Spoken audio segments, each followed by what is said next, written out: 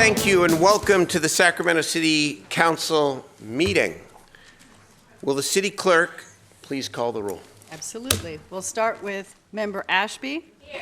Warren. Harris. Here. Hanson. Here. Chenier. Here. Guerra. Here. Jennings. Here. Carr. Here. And Mayor Steinberg. Here. And we do have a quorum. I should announce that this meeting is not broadcast live this evening. It is on replay because of a technical difficulty with Metro Cable.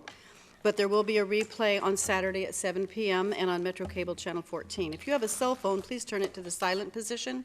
Speaker slips are located in the back. If you wish to speak, please complete one and turn it in to the assistant clerk at the front.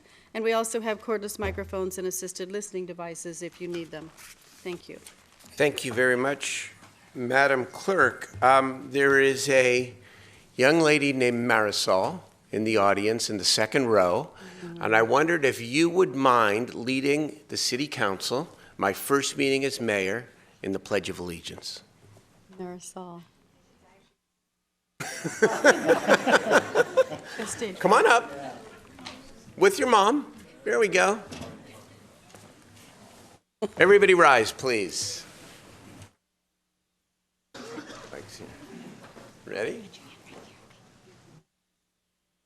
Hand over your heart. I pledge allegiance to the flag of the United States of America and to the republic for which it stands, one nation, under God, indivisible, with liberty and justice for all. So before we begin tonight's agenda, I would just like to start with a few words, as this is my first meeting as your new mayor, and I can't help but be a little bit nostalgic. Mr. City Manager, Madam Clerk, Mr. City Attorney, Treasurer, and my colleagues on the City Council, because the last time I sat on a City Council dais, and it wasn't this dais, it was in the old City Hall. My daughter was 4 years old and my son was 1. And they are now 22 and 19. And the years go fast, the time has flown, but I just want to tell you how thrilled I am to be sitting here again in a new seat with different but with equally talented colleagues. And I will make few ironclad promises, but here are several I am confident in making. That we will work well together, that we will produce together, that we will solve big problems, and that we will always seek to work with a high spirit and in partnership with the people. And to the people, those in the audience and those at home, this is your chamber. You own this chamber and your City Hall, and we welcome you, and we will conduct the public's business efficiently, but with an attitude and desire to ensure that everyone is heard. It'll take a lot of time to complete all the goals that we all share together, but we will be very aggressive over the next several months to get started. And tonight we're going to start with transparency, but we're going to soon tackle innovation, arts, the economy, public safety, equity and diversity, actions, real actions on homelessness, youth, and much more. Let's get started. Thank you. Good to be with you.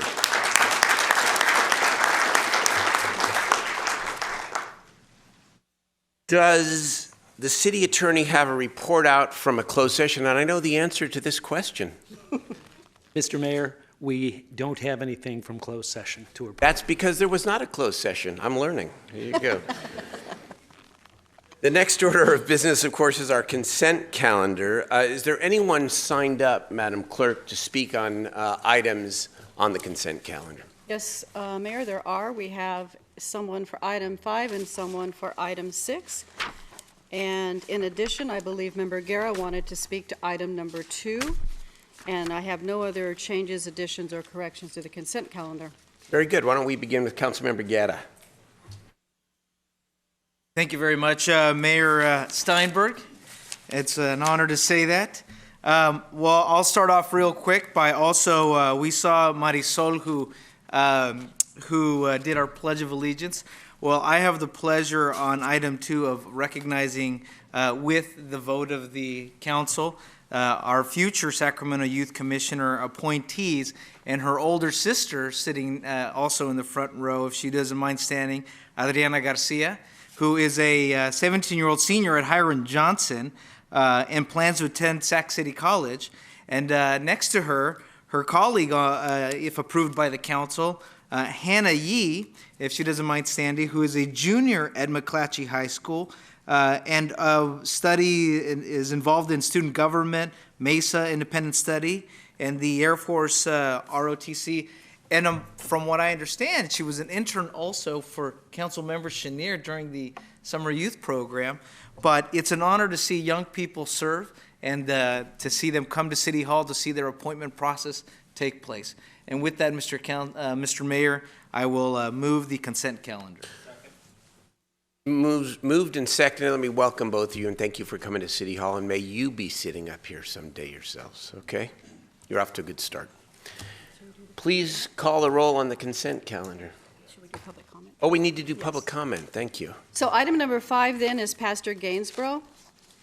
Pastor? Item number 5 is the 2017 Cultural Arts Awards grants in the county contribution to the Sacramento Metropolitan Arts Commission. Pastor here? There he is. Come on, Pastor. There you go. Welcome.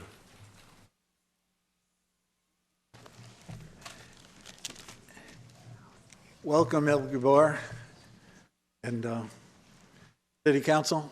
I pray that every one of you has a heavenly new year. Angelique and Alan, and good friend, and Jeff and Steve, Shirley, Howard, Jay, Eric Garrett, Rick Jennings, and Larry Carr. I just wanted to say I'm in favor of the arts appropriation. I see there's some sizable six-figure money there. There's 150 or 200,000, and then there's $350,000. And I just wanted to say that the greatest artwork in Sacramento, I've been to the Louvre in Paris several times, studied at the University of Paris, the Sorbonne. The greatest artwork in Sacramento is every single person, and I know you agree with that, Mayor Steinberg. And as I was parking over in the City Hall garage, coming over here, there were two homeless people there, and I said, "It's mighty cold tonight." And they said, "Yeah, it really is." And I just want to speak up. As the Bible says in Proverbs 31, these words are almost 3,000 years old. It says, "Speak up for those who cannot speak for themselves. Speak up for the rights of all who are destitute. Speak up and judge fairly. Defend the rights of the poor and the needy." And I was so pleased at your inauguration to hear you mention that we needed 100 more trained outreach workers. And I believe the greatest days of Sacramento, for not just the up and the mighty, but the least, the last, and the lost, are right upon us right now. And I congratulate you. I love your heart for all the people of Sacramento and for the homeless as well. God bless you. Thank you so much, Pastor. A. Mackworthy for item number 6. Item number 6 is the interagency project agreement to support the design and engineering of the downtown Riverfront Streetcar Transit Project. Mr. Worthy, welcome. Fine. People, this should be put on a hold because we can't keep going into debt and not making jobs. $600-some million went in the arena and 60 jobs created. How many jobs will a streetcar create over there? Nothing. Who's going to come from West Sacramento? How many people from West Sacramento comes over here and spend money? But you should be looking at how many people from South Sacramento go to the other city and spend that money on Elk Grove. That's what you should be looking at, how much money is going out down there that's not coming back here. You can't prove what West Sac going to come over here and do because this here is too much money to spend with a promise, and you can't guarantee no jobs. And furthermore, you're dealing with mass transportation, and I'm on the hit list of cutting that money until we create some real jobs here, some poor people get some jobs. Wake up to what's going on. We can't keep going in debt to do these projects and they're not producing jobs. We need projects going to produce jobs. Constructions is temporary. Riding a train, you see what ride this train. Why don't you improve for senior citizens on this light rail? Busting. You got people sit out there for 2 and 3 hours to catch a bus to the church. You got people can't even go to the shopping center on light rail. Why? Because it's designed by the government to the courthouse and to the state of California. Thank you, sir, for testifying. Anyone else? We have no one else. Madam Clerk, okay, we've got a motion and a second on the consent calendar. Please read the roll. Okay, we'll start with Member Ashby. Member Harris. Aye. Hanson. Aye. Chenier. Guerra. Aye. Jennings. Carr. And Mayor Steinberg. Aye. Passes unanimously. Passes unanimously. Record this moment. Let's, yes, very good. May all the items be so. Let's move to item 9. Okay, this is a public hearing, and it's the Natomas Fountains Retail Center. Very good. Who is presenting on this item? Welcome, welcome.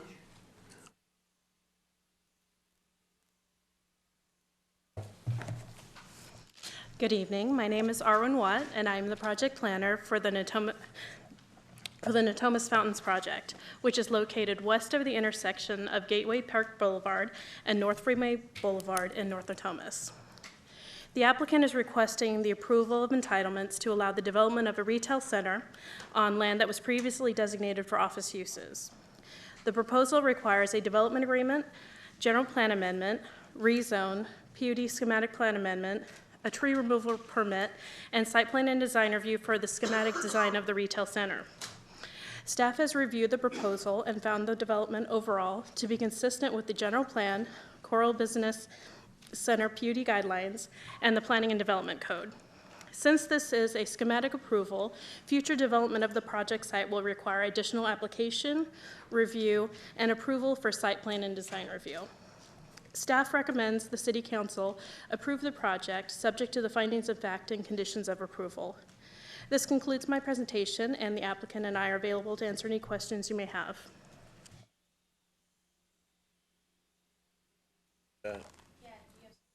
Your district? We have one. We do have one speaker. Here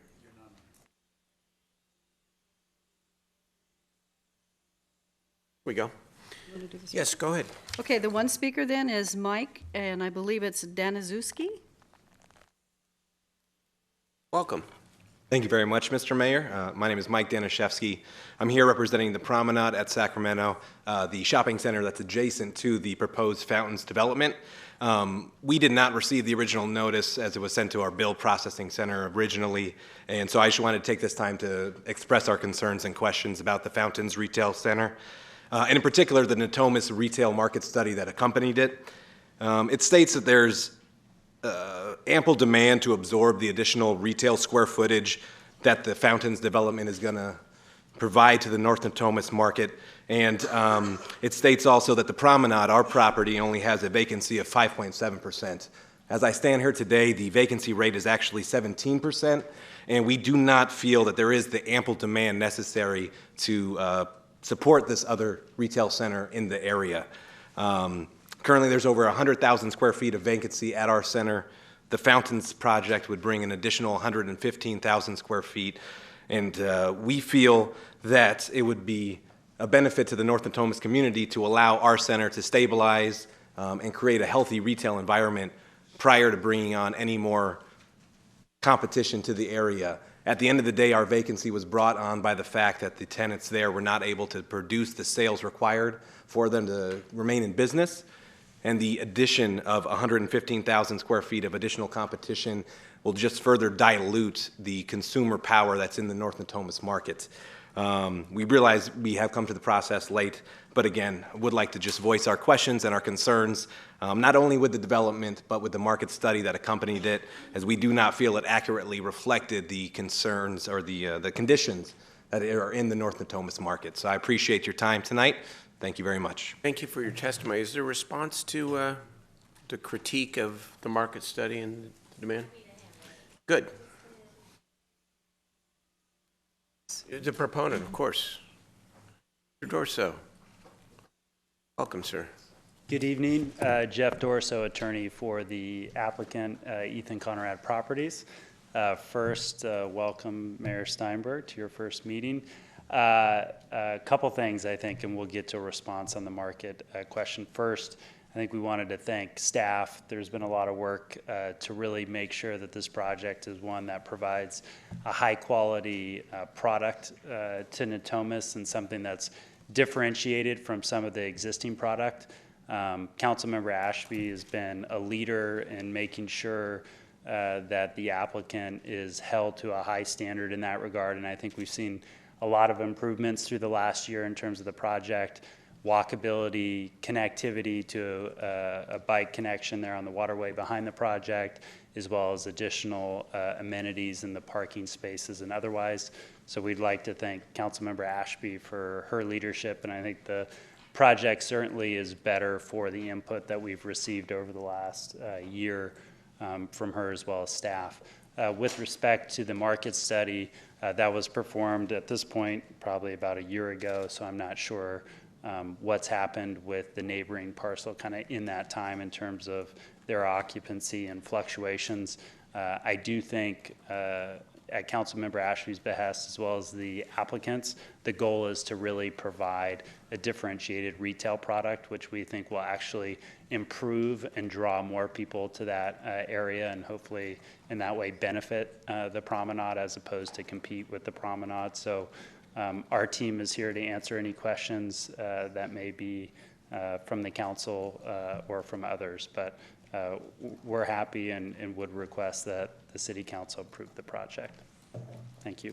Thank you very much. No other public testimony. Councilmember Ashby.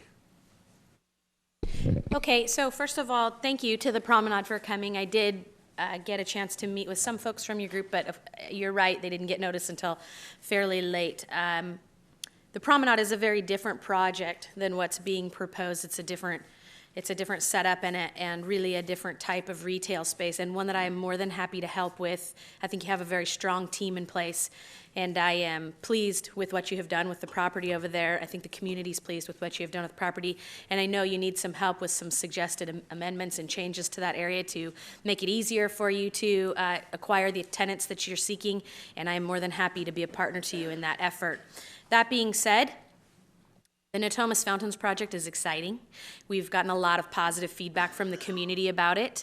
People are excited and engaged in this project. I want to thank Ethan Conrad for dealing with me for a couple of years to get it more to what I think Natomas is asking for. Just to give you an example of sort of one of the differentiating features, we have had, through our own economic development department here and through my office, 2 or 3 requests for second-generation restaurant space, meaning a restaurant space that went away and now a new restaurant wants to come in. 1 local, 2 from outside of the region. And when we searched, there was none. Promenade now has 1, and it is the only one in the entire district. Ethan is going to build some spaces that will create that type of venue, which is highly sought after in the district. So, and they're outdoor, and they do connect with our themes of being bike friendly. They do connect to bike paths that are dedicated, which I know Councilmember Hansen would be proud of if he could see them out there. And then the retail, and the retail is small retail. It's not large, so it would not compare to, say, your Best Buy location that you have there. It's much smaller, it's more neighborhood. And so we're excited about the project, and I am very glad that you're here today and glad that we have hit this milestone. So I'm proud to put my stamp of approval on the project and make staff's recommendation the go forward with a motion. Very good. It's moved, and I see no other member of the council wants to speak on the item. Is there a second? Second by Councilmember Hansen. All those in favor, please say aye. Aye. Opposed? The motion passes unanimously. Thank you all very much. Appreciate it. Let us move now to item 10, and we begin with the vice mayor selection for calendar year 2017. Each year, it's an honor to appoint the vice mayor for the upcoming year. It's certainly an important position to our city, although you may have to, you may have to grab me to get me out of this particular chair. But the vice mayor, of course, serves in the absence of the mayor as the spokesperson for our city, presides over council meetings and a number of other important civic functions. And you know, there's been a big transition here, obviously, at City Hall over the last couple months. We have an interim city manager, Howard Chan. You obviously have a new mayor. And with so many changes in leadership and with transition and all that brings, I think it's very important that we maintain some continuity and consistency. And with that in mind, it's my honor to reappoint Councilmember Rick Jennings as the Vice Mayor for 2017. You have been a huge asset to Sacramento. You chaired many meetings over the last year, and you have that ability, as do all the members, but especially noteworthy to both represent your district fiercely, but also look out for the interests of the entire city. And your appointment will help make my transition, I think, that much more seamless, and would love you to accept this position and appreciate your leadership. And with regard to the issue of Mayor Pro Tem, this year I made a decision to not appoint a Mayor Pro Tem, but I want to thank Larry Carr, Councilmember Carr, for your tremendous leadership in that position last year, where I know you were called to step up a number of times in some difficult meetings that I watched a little of, and appreciate your service too. So is there a motion? So moved. A point of order? Yes, yes. This motion does require that we suspend Section 1B2 of the council rules that deal with the Mayor Pro Tem selection by a 2/3 vote. So it should be part of the record and for the minutes. So I want to take a motion from Councilmember Hanson on both the Vice Mayor recommendation, but also the waiver that the City Clerk just said, please. Thank you, Mr. Mayor. I had the pleasure of teasing our Vice Mayor earlier today because when he joined this council, our previous mayor liked to refer to him as rookie. And what was very impressive is that if Mr. Jennings was a rookie, he outperformed the rank significantly, and you just did a phenomenal job over the last year. So I'd very much be honored to make the motion to reappoint you as our Vice Mayor. And it's somewhat a thankless task. I see him, because we have an office next to each other, meeting with delegations, hustling to and fro, his staff working really hard to make sure that he fulfills those duties, and I think he's earned the opportunity to continue doing such great work. So thank you for your work, and I'm glad to do that. Glad you made the motion. Thank you very much, Steve. Councilmember Harris, you want to make a remark? Go ahead. So I'd just like to say also that it's been a pleasure to work with Councilmember Jennings as Vice Mayor. What a great guy. A lot of fun to work with. We serve on a couple of committees together, and I think he's done a stellar job, and I'm very pleased that you'll be Vice Mayor once again. Very good. Well, we still have to see whether he'll accept the nomination, but we'll turn to the current Vice Mayor, Rick Jennings. Thank you, Mayor Steinberg. What a pleasure it is to be nominated. And to have the confidence of my council members is equally as important to me. I am a public servant. I am here to serve. In whatever capacity is asked of me, I will step up and I will perform to the best of my ability. And so it would be my pleasure to accept and to serve one more year as your Vice Mayor and to do everything I can to move the city forward. I know you have an aggressive agenda. I know you will be here at every meeting. I plan on it, but we'll, you know. And so whenever the opportunity for me to step in, I'll be there, and I'll try to do my very best to represent you and this wonderful city that we all love with all our heart and soul. No doubt about it. The motion has been made. It has been seconded. If there's no other member, no public comment on this, we have no public comment. All those in favor of the motion, please say aye. Aye. Opposed? Vice Mayor, congratulations, Tim.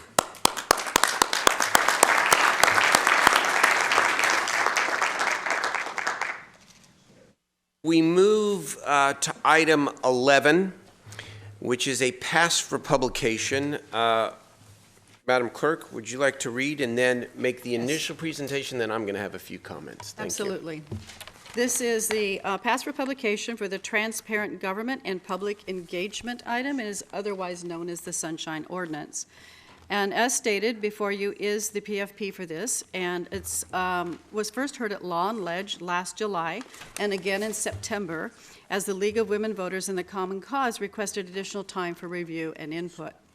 Much of what is contained in this ordinance are things that we have been doing all along, but is now captured in one place.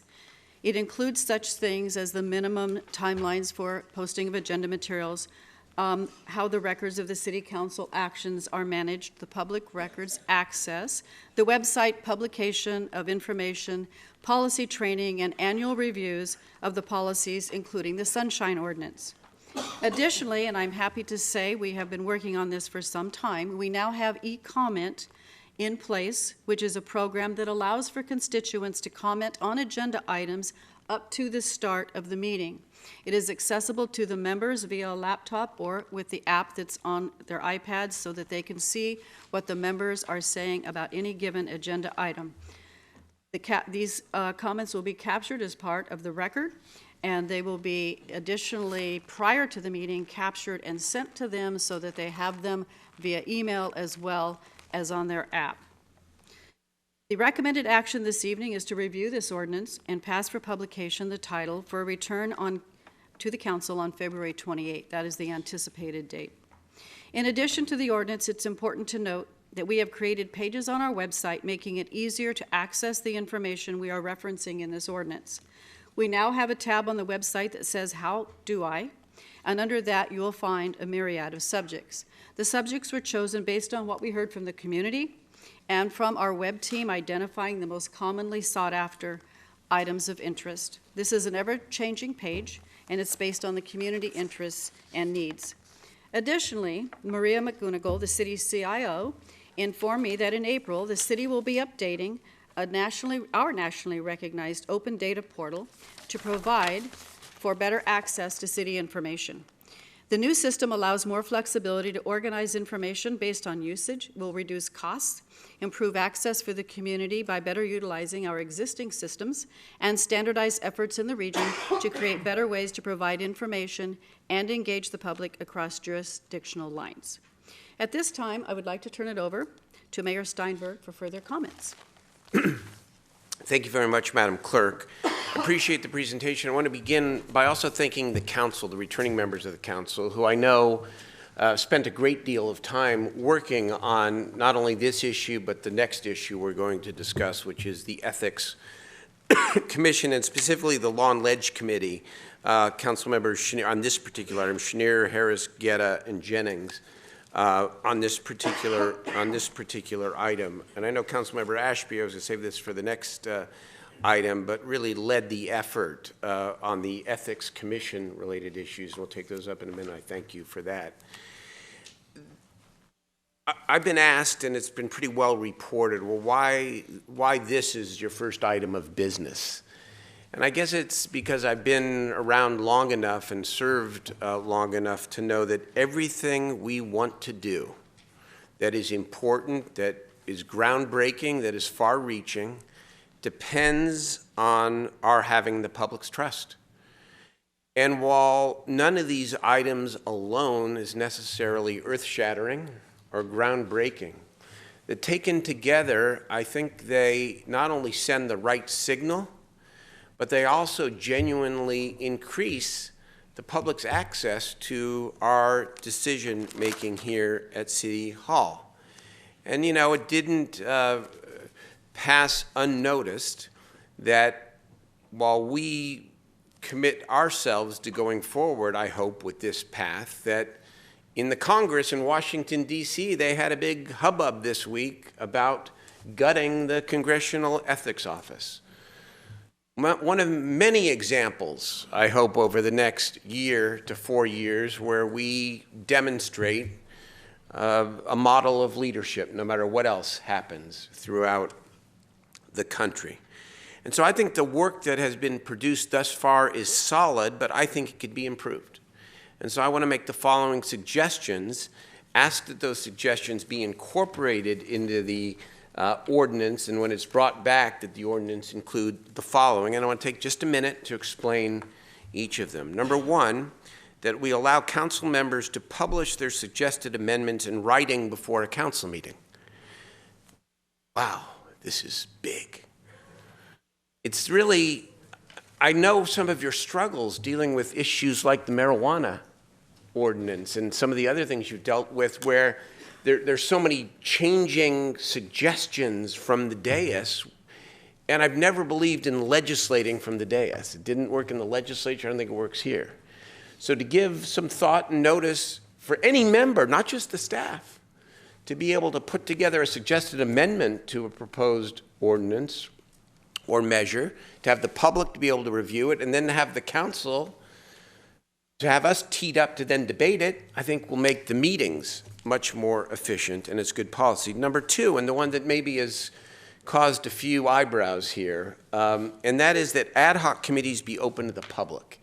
So let me tell you what I mean by this. And sometimes I think we get caught up in particular terminology. Ad hoc has now become this term of art. Here's what I believe and what I intend by this.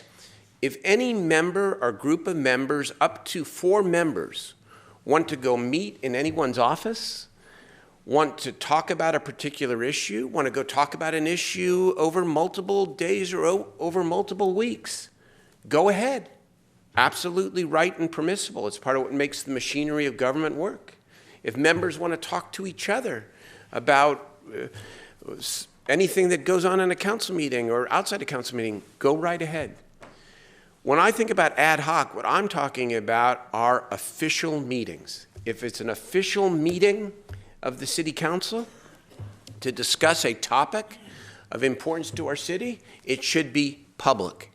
And nothing that you would say in private should be different in that kind of official setting than what you would say out in public. Number 3, that we knowingly disclose behest donations before a vote. This one's simple. It's a 30-day behest requirement. But if a measure comes up where you've requested a behest or I've requested a behest, and I'm going to request behest because those things, that helps the community. And you haven't reported it because the 30 days are not up, but the behest-e is before us for a measure or a vote, then just put it on the public record so that that's very clear. And 4, that we publish all public comment letters online. And then the one that's also raised some questions, that all emails regarding city businesses should be either on a city server or copy an official city email address. Man, if we've learned nothing else in this country in 2016 about the difference between public and private email servers, I hope we adopt this policy. Now, there are some open questions. The California Supreme Court is currently deciding whether or not text messages, for example, on private phones are considered public record. I'd like personally to see how the case is decided. It's going to be decided within the next 60 days, and if the court decides they're not public records, then I want to come back and have a discussion about texting, which I know is a variant, but at least for now, we can say that emails clearly, the public's business should be done with the public servers. And if you make a mistake and you don't at one time, okay. But we want to state the intent, and this is not a gotcha thing. This is trying to establish what I hope is an even better culture of transparency at City Hall. So I hope the council will join me in supporting these changes when this comes back along with the ethics package on the 28th of February. That's the other thing is, you know, we're working with the city clerk and with the new city manager and city attorney. I want to see if we can, whenever possible, speed up the reports back here. In other words, long lag times between council action on one thing and then, you know, September 2015. We're now in January of 2017. So I want this to come back by the end of February so that we can wrap this up, put this behind us and move on with our very important policy agenda. Right? So we got public comment, but we also have members. Probably take the members first, is that? Typically, we do public comment first. Typically, we do public comment first, okay. Okay, so That's transparent too, by the way. Good. Go ahead. So we'll start with Luisa Menchaca, and then Efren Gutierrez, John Cox, and then Nicholas Hydorn. Yes, thank you very much. Happy New Year to everyone. I'm Luisa Menchaca, and I'm the president of the local League of United Latin American Citizens, which, as you are aware, is a civil rights organization. We just wanted to give you our comment in relation to the strong support of the publication of the proposed Sunshine Ordinance.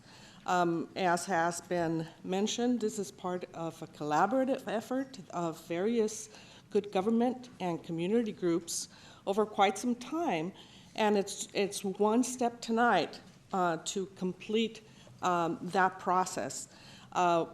Just recently, we, in the passage of Measure L, we consider that to be part of this as well. We now will have an independent redistricting commission.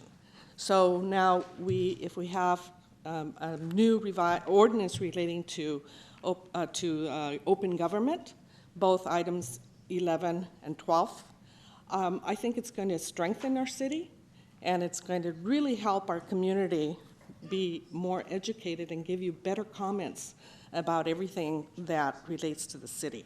So we do support the publication of the ordinance, and be glad to answer any of your questions. I just want to add as well, if I may, a thank you to all the people here in the community who stepped up, all of you who are going to be speaking here today, who put in many, many hours, and the organizations to work on this over the past year plus. This is, where the heart of a lot of work gets done, and we want to recognize you and thank you. Thank you. Efren?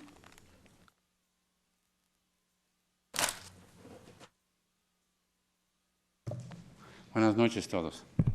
Happy New Year, everybody, huh? You too. Looks like we got a good chance. Daryl, welcome back. I was thinking all week, that show, I'm going to date myself a little bit. Remember Mr. Carter?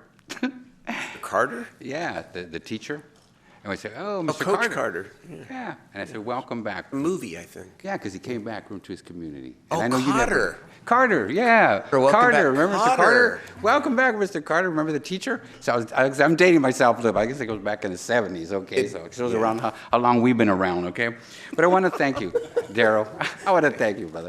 I want to thank you for coming back, because I know you never left. You never left. Even though you went to that little White House over there, you never left. So I want to acknowledge you. I want to thank you, because even when you were over there, you never forgot about the Latino community. I want to thank you for allowing the Chicano Consortium and your servant to be on your task force for those years. I thank you again, because you, again, never forgot about us. One thing, unfortunately, about this past administration, something was lost. Let's move forward. Okay, if you don't mind, I love the compliments, but I'd rather talk about the ordinance. Okay. No, what we want to do is support what's going on and give you all the support that we can, and basically understand that, we've been around for a while, and we thank you for being back, and we want to be here to do what we can to continue the good efforts and truly make Sacramento a transparent city. So I thank you. Thank you so much, Efren. Appreciate it. Okay, John?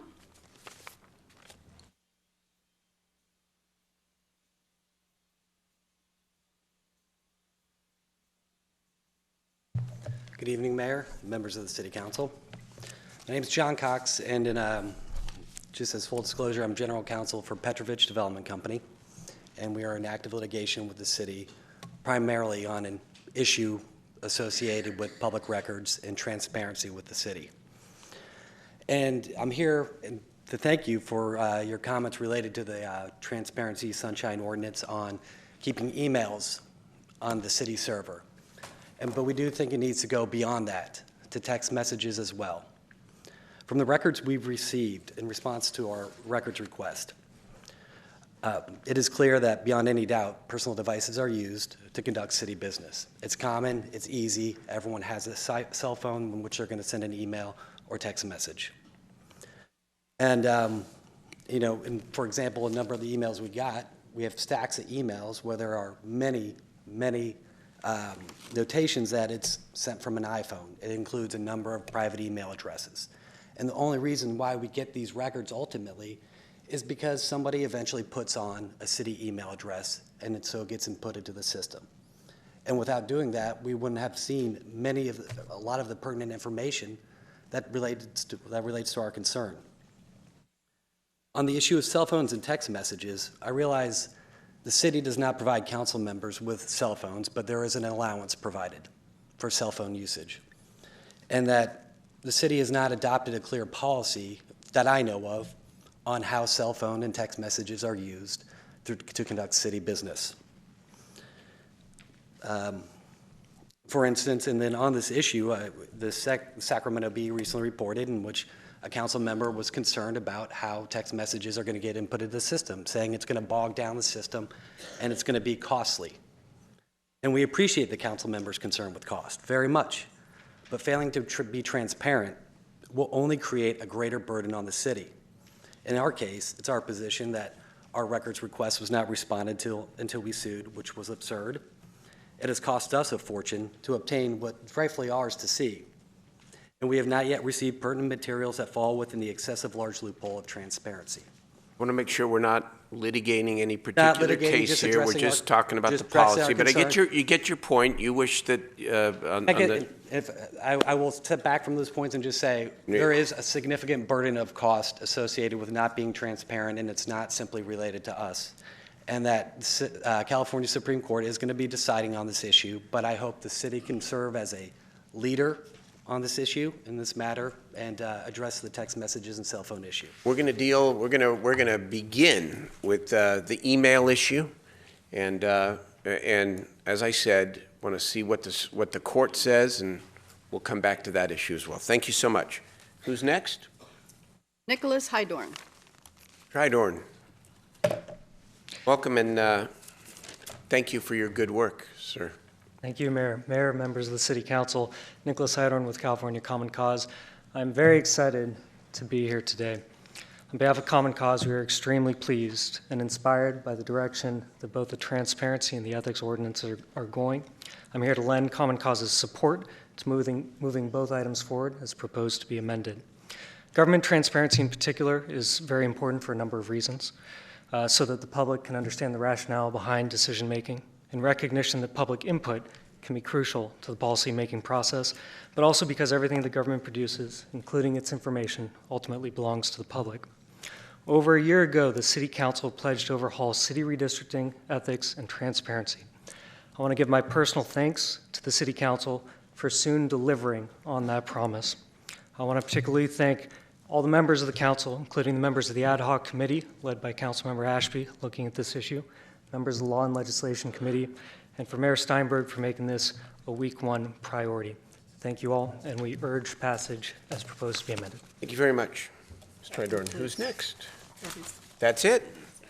Very, very good. Let's hear from members of the City Council. Remember, we're not voting tonight, but this is an opportunity to provide some direction or some comments. Did you? I'm sorry, Paula. There we go. Paula says item 12, but they're related. Go ahead. So. Yes. Please, Paula, welcome. Did I not follow the proper procedure? You signed up for item 12, and this is 11, but but I asked under the broad authority given the chair. I asked Jacob what the item number was as I walked in, so I'll just blame him. Go ahead. Sorry, Jacob. Anyway, welcome. I'm Paula Lee, co-president League of Women Voters of Sacramento County, and I'm very happy tonight. I haven't been so happy when I've been here, but I'm very happy tonight to welcome you as our new mayor. And thank you so much for moving this forward, as Nicholas said, your first week, and thank you for these very important amendments that give us the opportunity to wholeheartedly support the Sunshine Ordinance. You've already expressed all the reasons why these amendments are important. I also want to thank the folks that got us here. It's really thanks to the defeat of Measure L. the Strong Mayor Plan, that was the catalyst that led us to these wonderful reforms. And Angelique Ashby was a wonderful leader on the ad hoc committee and brought the framework forward that we're now talking about. And so thank you very much, Angelique. Excuse me. You said exactly, simply, what matters to the League, Mayor Steinberg, that democracy depends on participation of citizens, and citizens will participate if they have that trust. So thank you very much. You're just following along with our mission of encouraging that participation. And I want to thank you also for being open to further refinements, and we look forward to that. Thank you very much, Paula. Appreciate all your hard work over the last several years on this, and the public. I think that's it now. That's all. Good. Very, very good. Let's open it up to members of the council. Councilmember Guerra. Thank you, Mayor. I also want to thank the work that was done prior to my arriving to the council with Councilmember Ashby and our members of the Legend Law Committee. Do want to give a shout out to Lulek and Luisa Menchaca, particularly. I know you've served the public well in the Ethics Commission and the legislature, and we appreciate you bringing that expertise to the public, as well as Paula Lee and Nicholas Idorn out there from Common Cause and League of Women Voters. And it's been a great honor to work with you guys on these on the proposal before us here. That's only for passed for publication. I do want to also support the recommendations by the mayor, and particularly the piece about being able to provide amendments to legislation. And I know maybe that's an area of comfort from working on legislation, but I think it does help us with the ability to provide better dialogue. And with that, I'll move the item, Mr. Mayor. No motion tonight, since, do we need a? Yes, There is. yes, you do. I take that back. We'll take the motion. Thank you very much. To pass for publication. Vice Mayor Jennings. Much, Mayor. There were three things that many things, but the three things that I wrote down when I heard them said that through this initiative, we're talking about being a model of leadership for not only the city of Sacramento, but for other cities to follow, to be able to regain the public trust that in some cases we have lost, and also to make sure that the public had access to City Hall, whether it be information and or access to us as their leaders. And I'm happy that we're having this conversation. I think as we have moved into the information age, it is important that the public have access to information that is available, that they feel has been kept from them. I think it's important that the public be open to information that they felt that they've been deprived from. I think it's important that our meetings be open for the public to be involved in them, especially the official ad hoc committee meetings. I think it does gain trust, and I think from a long-term standpoint, one of the most important things that we can do in this city is that the city that we serve the people is to make sure that we have the trust of them. And so I'm in favor of the proposal that's being offered.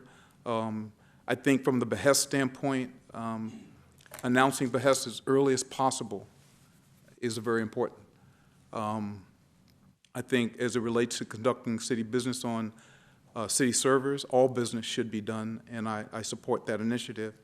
And then the initiatives coming from city council members, that's going to be a change in behavior.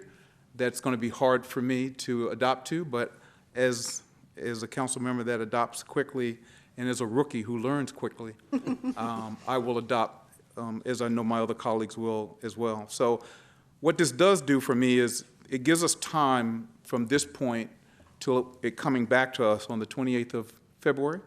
It gives us time to really have this conversation in greater detail with our constituents and be able to get from them their feelings on it as well, so we can have a greater discussion between now and then and then also have a discussion on the 28th when it comes for final approval. But I'm in support of what I hear because I do believe it gains the public trust. It gives the public access to City Hall in ways that they don't feel, and it does make Sacramento a model of leadership. Thank you very much, Vice Mayor. Councilmember Harris. Mayor Steinberg, it's a pleasure to call you Mayor Steinberg. You know, I agree with all of these proposals as well because the public perception of their local government must be founded on trust. You're absolutely correct about that. And these proposals are not terribly difficult to effect. There's just one piece that's missing from my point of view, and that is the cost of these. So that's just another piece of information that the public should have to be fully transparent. So for instance, the cost of Public Records Act requests.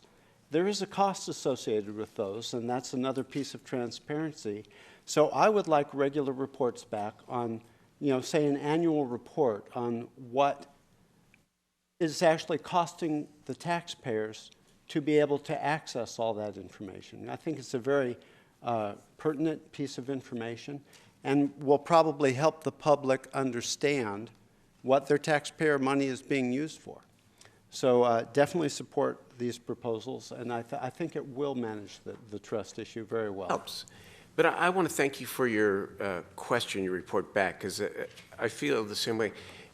Again, I'm new, but you know, over the months, as I hear about the Public Records Act issues, I know the police chief is here and the police department deals with a lot of them. They're kind of two polars, right? One, you hear that the city is besieged with these requests, that some of them are frivolous. I mean, it's being stereotypical a little bit here. And then on this side, you hear that the city takes way too long and that it is difficult, not impossible sometimes, for the public and the press to get the information that they need. And so I would like, for, if nothing more, for education purposes, to understand a little bit more about our process, about the costs, about cost recovery, and about, you know, how long it does take. And now I know there's some issues which are controversial if they involved police shootings, for example, and those sorts of issues. I understand there's some that are on a different plane, so to speak. But the day-to-day kind of PRA requests, I'd like to know. What does it cost? What is the cost recovery? And are we as effective and responsive to the public as we can and should be? So that's right on. Okay, there's no one else from the council wants to speak. So Councilmember Guerra has moved the pass for publication item. Was there a second on that? There was a second by Councilmember Harris. So call the roll versus, what do you all prefer? When it's not controversial, all in favor, please say aye. Aye. Aye. All opposed? Good. That measure passes unanimously. Now let's go to the next item in which, again, I'm going to have the clerk begin, but I want to make a few comments on the importance of this, but also this is where cost, Councilmember Harris, is especially relevant here in terms of how we proceed. So go ahead, Shirley, please. Okay, I do have a short slide presentation, and Nell is pulling that up so that we can begin. There's 4 slides, but I want to give you kind of an overview. Before you tonight is the status report on the implementation of the remaining framework for the City Transparency and Good Governance Program. So if we go to the second slide, I'd like to take a moment to outline the background of events that led to this point. And as you can see from the slide, we have accomplished quite a bit of what was presented as part of the framework from the Good Governance Ad Hoc and what was ultimately adopted by the Council. So first I'll tell you that back in November 6 of 2014 was when Mayor Johnson appointed the Good Governance Ad Hoc to evaluate the good governance reforms. And then in January of 2015, the ad hoc presented to the council the recommendations on an approach and the mapping process and the timeline. And then between January and June of 2015, the ad hoc committee held 3 community meetings, and the purpose was to solicit input on ethics and on neighborhood engagement. And then ultimately, September 15, the council adopted the framework of recommendations that we have been guided by since that date. So there have been a few that have been adopted in the actions to date, which I'd like to go over. You can see that the ballot measure for an independent redistricting commission, as was already noted by some of the speakers, was passed by the voters last November, and a lot of work has been done with the website and the city's open data portal. The independent budget analyst held public forums to gather input for the 16-17 proposed budget.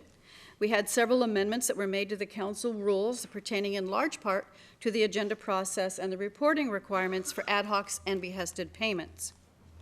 So on slide 4, you will see that we do have remaining deliverables, and those are what are before us this evening for discussion. We have the Ethics Code and Ethics Commission ordinances that will be forthcoming, the updates on the City Campaign Finance Ordinance, and as you can see, the timeline that is proposed is aggressive with the anticipated goal of adoption by late February.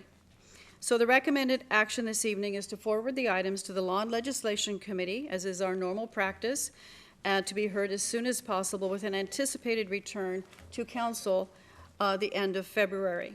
So that is an overview of where we are. You can see also as attached as attachment 1 is a very detailed report with all of the action items and the things that have been accomplished, and also outlines what is remaining. So at this point, I'd like to turn it over to the mayor. Thank you. For a further comment. Thank you again, Madam Clerk. Again, you know, it's important to thank people, and, you know, thank you again, Councilmember Ashby, for leading this effort and putting together, you know, a very, very good package, and to all the members who worked hard on this. Again, I want to see now, I don't know if we call it fast track it, because the work has been ongoing for a long time, but I'd like to see if we could get this done by the end of February, and that we have a robust ethics enforcement process that is successful, clear, and cost-effective. And you can't put a price on ethics, I know, but I don't want us to spend $1 million a year on, you know, a new bureaucracy and a big commission and all the staff and all that comes with it, because you know what? I want to spend that $1 million on, or at least some of that $1 million on youth and on the other priorities we have here. So we got to be effective and efficient here, and I think there are a couple of opportunities. Number one, we don't have to create our own enforcement mechanisms for local campaign finance laws if we get the permission of the legislature and the governor to partner with the state FPPC to do that work for us. San Bernardino already does it pursuant to a bill, and so we are talking to our legislative delegation, both Assemblymember McCarty and Senator Pan, to carry a bill that will allow us to contract with the FPPC for a lot less expense and probably and with more expertise than if we tried to do it ourselves. But they only do campaign finance and conflict of interest. So that leaves the issue then of broader misconduct, whether it be discrimination or inappropriate conduct in the workplace for elected officials and higher levels of management and our appointed officers. And there, I believe we have a need for an ethics commission, a compliance officer whose job is to push prevention, training and prevention, and then a contracted investigator, if you will, who can bring real causes, if necessary, and we hope they are not, to the Ethics Commission for an actual hearing. And so what I would like to ask is that we take those parameters, we refer that again to, is it to the Law and Leg Committee again, and we work with our finance team, I see Lainey Milstein here, and that we try to keep this, city manager, under $350,000. That's my ballpark, okay, and it's subjective. But we try to keep it reasonable.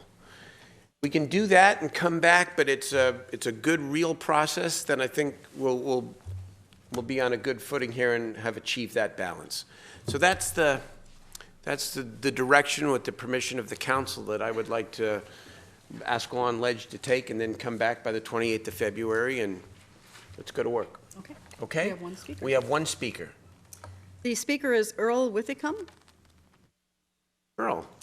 and then we did have Nicholas. Nicholas Hydorn wanted to speak on both items.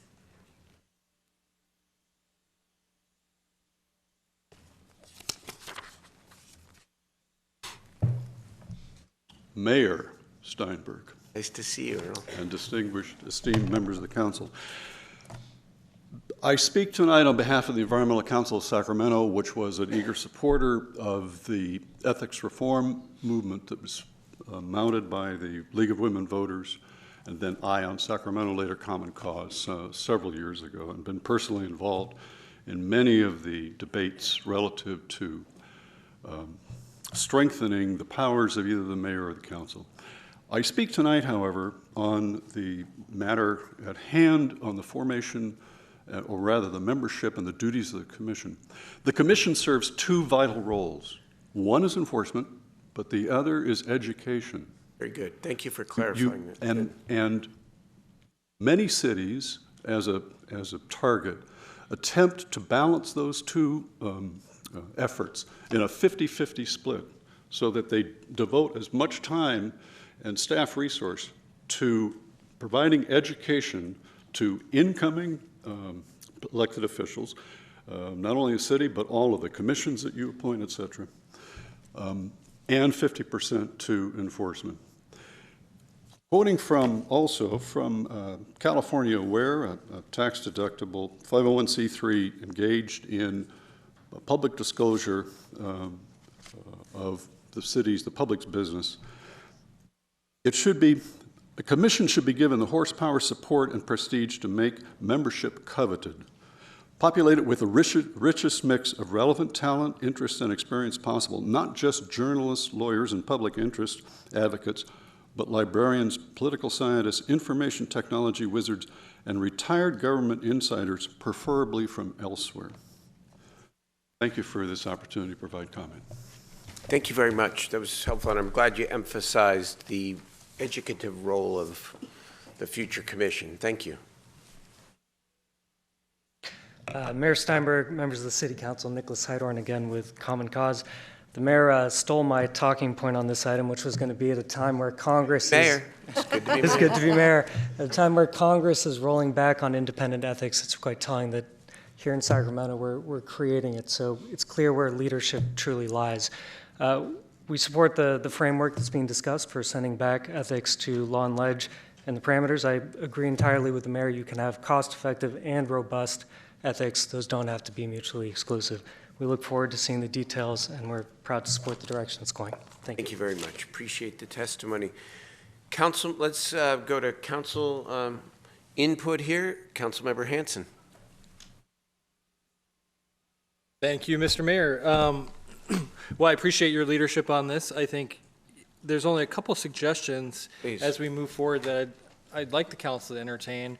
And one that I've talked to the clerk about for several years is when people try to understand our local campaign finance law, there's not many experts on it because it deviates from the state code in some ways that are marginal but create gray area. So one of the things that would be helpful for compliance, I think, this is more from a legal standpoint, is harmonizing our city code as much as possible with the state, because there are a lot of campaign finance attorneys that really understand the state code. And our local code, I think in some ways preceded it and has taken deviations for whatever reason, but harmonizing to the extent possible would probably help the FPPC give campaign finance advice, give campaign advice that's appropriate. Good suggestion. And the second one really comes to this idea of not just how much money we spend, but the structures that we create with these new functions and how they combine with the other entities that we have. We have an auditor's office, we have an independent budget analyst, and I think as we create this, it would be wise for the council to consider potentially a charter amendment to create an office that could have these functions combined and collaborating under a charter officer of some kind. That would help make sure that they balance each other out, but that they truly have independence. And potentially, we could, through that process, create our Ethics Commission as a charter commission as well, so that it's not just merely a city commission, but it has the support of the charter in what it does. Very interesting. So obviously, we can't get to the ballot if we wanted to do that until 2018. Until Yeah. 2018. So maybe what you're suggesting is that while we put in ordinance and actually establish the commission now, that we be open to working with the stakeholders to improve upon it potentially for 2018 as well. It's a good idea. Just the root of it comes from the idea that these are functions that are meant to counterbalance other parts of city government, and I think their independence has to be at the core of their ability to do a good job. Yeah, thank you. Very good. Councilmember Ashby. Thank you. So, yeah, I did have the pleasure of taking a leadership role on this one, along with Alan and Jay, who both did a great job. And this was one of those committees that actually took a lot of time for a pretty substantial period of time. We were meeting regularly and hosting community meetings, and city staff, a lot of dedicated city staff involvement. And I think it's worth noting some of the people who worked really hard on that, including Mr. Chan, prior to sitting in that seat. He worked hard to help us, of course, Shirley, always. And for the record, I think her charter office is the right place for this to live. Scott White and Patty Bisharat, who are both here, especially Patty.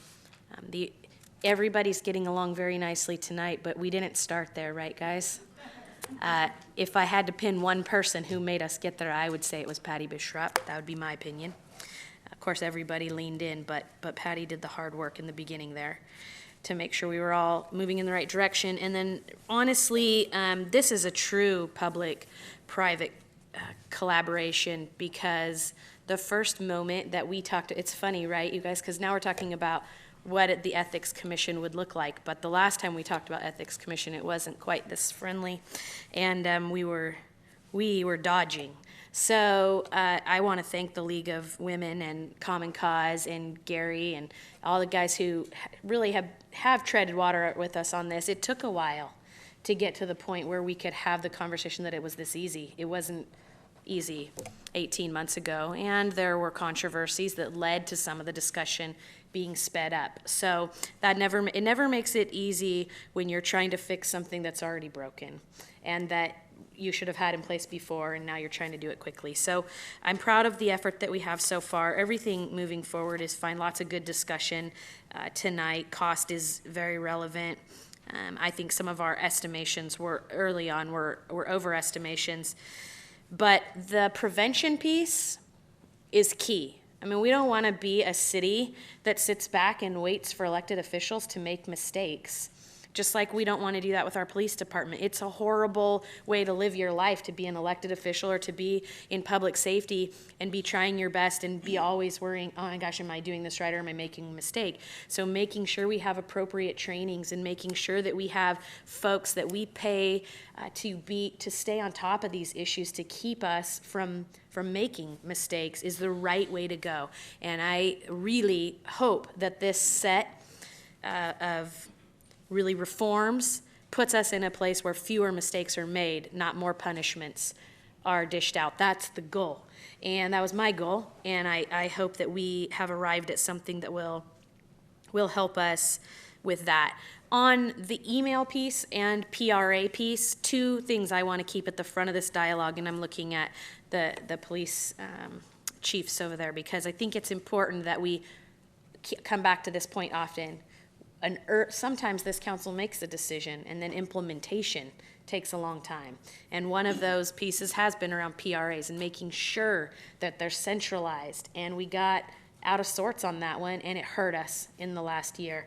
And I think this council was really frustrated that decisions they had made and been clear about were not implemented. So I want to make sure that that centralization piece has happened And so maybe when this comes back in February. This comes back, I'd like that to be part of it, that to- please. I think we should get a report on where we are with that. I know we have a renewed commitment from the departments that were struggling with that, but let's just make sure we're all right on that one so we don't learn it the hard way again.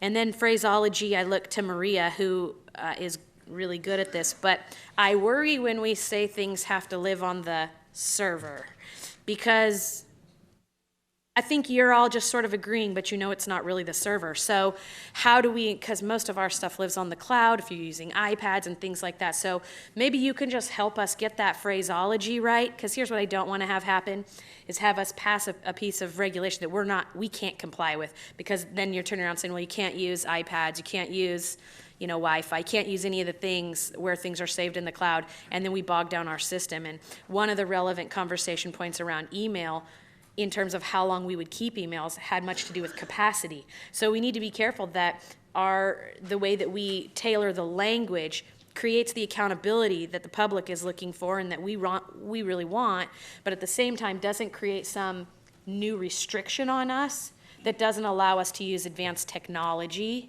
to be better equipped to serve the city of Sacramento. So I just would say if there's some phrase that we're using, like server, that should be broader, then tell us that and don't let us adopt the wrong thing, because we want to make sure we can actually implement it. And from that point, Mayor, thank you for the recognition of the work of the people on the council who got us to this point, and thank you for helping us take it to the next level. I think it's good for Sacramento. Are you worried, by the way, that technology is going to change?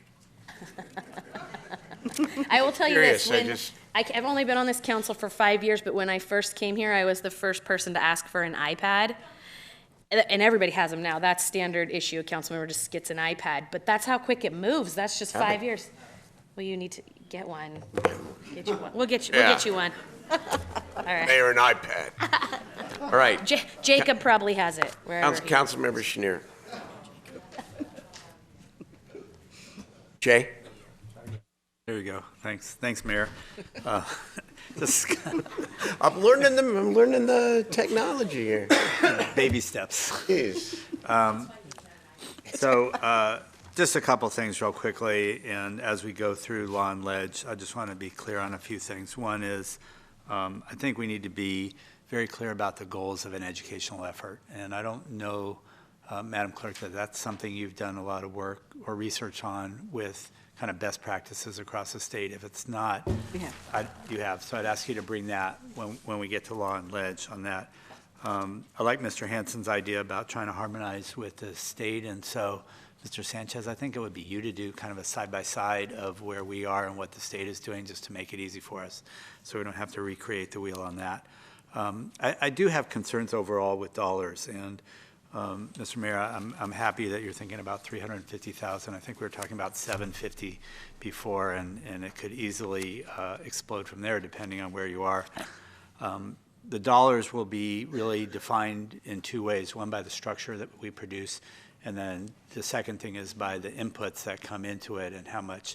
So what I'd like to do is through law and ledge, try to figure out some process that we can continue to try to balance those two things as we move forward. If I may, can I suggest that, we reach out to McGeorge, to UC Davis Law School, and that we really inventory our existing resources here, as Councilmember Hansen was sort of alluding to as well, because Where is UC Davis Law School? Close by, yes. But that we inventory all the potential resources. Absolutely, out there. and I know the clerk has reached out to many of those institutions along the way. Good. I am, and I want to agree with Mr. Harris on this, I am concerned with the time and effort spent on PRAs. I know that we have one group that, according to the clerk's office, if we were to answer all of their PRAs, we have 60,000 hours of work to do. And that is not a typo. It was 60,000 hours from one group, kind of on a fishing expedition.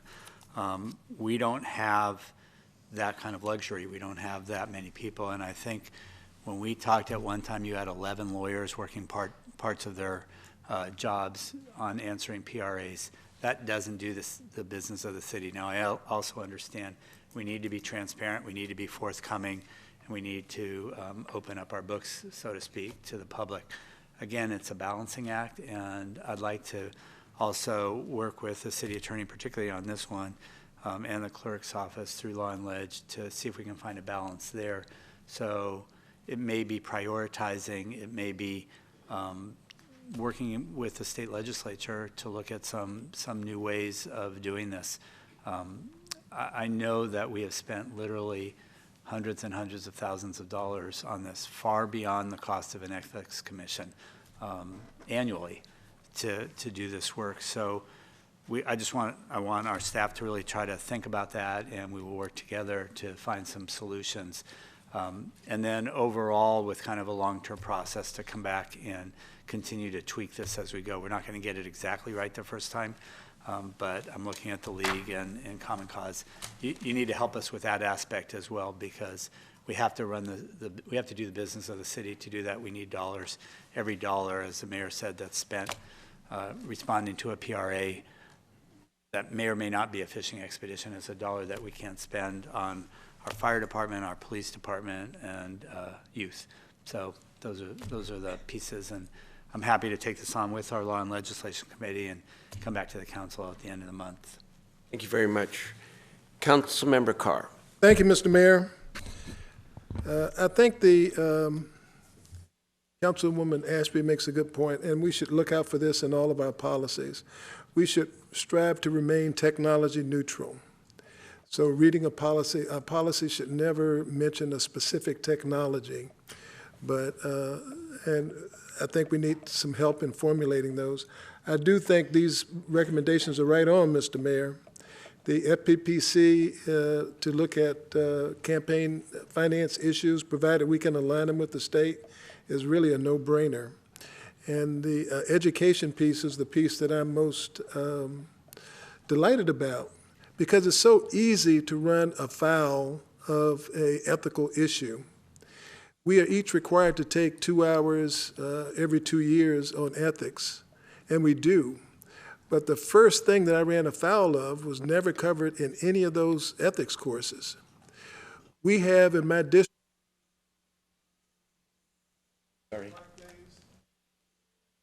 we have 4 different park days a year. And the first time I invited the community to come out for a park day, I put my name on the flyer twice. Well, I didn't know that you couldn't put your name on the flyer twice. It wasn't in that course. So the last thing I want to do, and I'm sure any of us want to do, is to appear in the local section of the Sacramento Bee above the fold for making an ethical violation. When you do something good, you're below the fold. You do something bad, you're above the fold. Oh, come on. So we want to stay below all of us want to stay below the fold, but we need people who understand all of the rules, not just the 2 hours in the ethics course. And I'm really excited about having a resource that we can count on, that we can run things through to make sure that we are abiding by all the rules and the regulations. Thank you, Mr. Mayor. Very good. Thank you very much, Councilmember Carr. Okay, we need a motion to refer this to Law and Ledge with the direction that's been, I want to make the motion specific with the direction that I and the other council members have laid out here. Okay? Moved and seconded. Very good. All those in favor, please say aye. Aye. Opposed? Abstain? Motion passes unanimously, 8-0. Very good. Thank you again to everybody. And we will be back for final approval by the end of February. So we will endeavor to do. Very good. Let's move now to item 13, which is the temporary chief of staff to the mayor. Madam Clerk? We have our HR director, Melissa Cheney, who will be presenting. Thank you very much. Ms. Cheney, welcome. Hello. So in January of 2013, the Public Employee Pension Reform Act of 2013 went into place. And in that act, it requires any employee who retires from PERS to wait 180 days before coming back to work, unless the governing body passes a motion and does a resolution to allow that employee to come back. On the first one, on item 13, I'm requesting that the council provide this waiver and pass the resolution attached and allow the city manager to enter in a contract with Mr. McKeever, who just retired from the the Sacramento Area Council of Governments in December and would like to come on board as the chief of staff for the mayor. We feel this I'm in favor, by the way. We feel this is a critical position because Mr. McKeever's experience over the years with the Sacramento Area Council of Governments has given him a unique perspective on the Sacramento area and would be of asset to you while you're transitioning in with the new mayor. This position, back in December, it actually, when we updated the salary table, the position, the maximum was raised to $123,000 per year or $59.13 per hour. Mr. McKeever will be coming in at $55.85 per hour and would work a maximum of 960 hours per fiscal year. Having Mr. McKeever come on would give you an opportunity to advertise and to recruit for the position of chief of staff to the mayor and give you that time you need to be able to transition into your position as mayor while you're waiting for, while we're recruiting for the position. Very good. Thank you very much. Appreciate you bringing this forward. And obviously this is, sort of a different thing to bring forward, but it's important because I'm grateful to Mike McKeever, I know sitting back in the back row with his wife Nancy, for agreeing to delay his total retirement, if you will, and to continue his public service, on behalf of our city. Mike is an individual who we all know with a tremendous reputation and relationships with all of the players, not only within our city, but within our region. And it is of great benefit to me as the new mayor, and more importantly, I think great benefit to our entire city, that he is willing to do this public service. And we can respond if there are concerns. I know there have been some concerns out there, but suffice to say that I'm prepared to debate anyone here about the cost effectiveness of this decision for the city. City's getting a real good deal here, and appreciate Mike's willingness to serve. Let's hear from members. Councilmember Harris. Thank you, Mayor. I have received on our official server some criticisms of the possibility of hiring Mr. McKeever and Mr. Way, and I'd like to address those right now. And Melissa Cheney, please correct me if I'm wrong, but we will not be paying any benefits to these positions. Is that correct? We're not paying for health care. We're not paying into PERS. There's no benefits associated with this job. Correct. It's just this flat hourly rate. So that was really the nature of most of the criticism. Quite frankly, we get 30-plus years of experience from each of these gentlemen without paying burden. This is a great boon for the city. I know each of these people personally and professionally, and I think that we benefit very substantially by hiring them.